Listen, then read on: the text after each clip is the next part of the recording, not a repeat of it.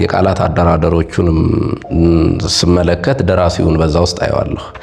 ሰው ምናልባት ሲያነብ ድርሰት ሲያነብ ድርሰቱ ውስጥ ያሉትን ገጸ ባህሪዎች እንዲህ ሊሆኑ ይችላሉ እያለ የመሰለ መሳይ ነገሮችን እየፈለገ ሊያነብ ይችላል። እኔ ግን ከዛ ትንሽ ወጣም ብዬ ገጸ ባህሪያቱን ከመሳል ማለፍ ብዬ ደራሲውን አይበታለሁ። አንድ ደራሲ ሲጽፍ መጽሐፍቱን ሲጽፈው ቃላቶችን አዋቅሮና አዋህዶ ሲጽፍ የደራሲው የአእምሮ እሳቤም በዛው ይለካል። እንዴት ነው የሚጽፍባቸው? ቃላትን የሚሰድረው እንዴት ነው?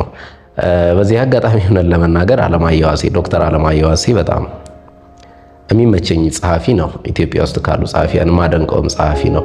አለማየሁ ገላጋይም ያው ወደር የሌለው ጸሐፊ ነው አሉ። እንግዲህ ከጥንቶች እነ በዓሉ ግርማና ሐዲስ አለማየሁ ብዬ ጠቀስ ማድረግ ብችልም እነ ሎሬት ጸጋዬ ገብረመድኅንም ጸሐፊነት ብቻ አይደለም፣ ቃላትን የሚሰድሩበት ቋንቋ በጣም ልዩ ነው። እንደኛ አሁን ያለው ግለኝነትና ብሔርተኝነት አለፍ ብሎም አሁን ደግሞ ጥግ የያዘ ማንነት ከመከሰቱ በፊት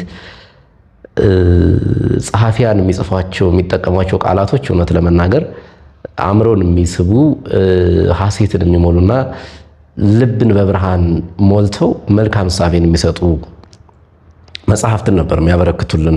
እውነት ነው። አንድ መጽሐፍ ጸሐፊ ሲጽፍ ዓለምን የሚያይበት መነጽርና አንድ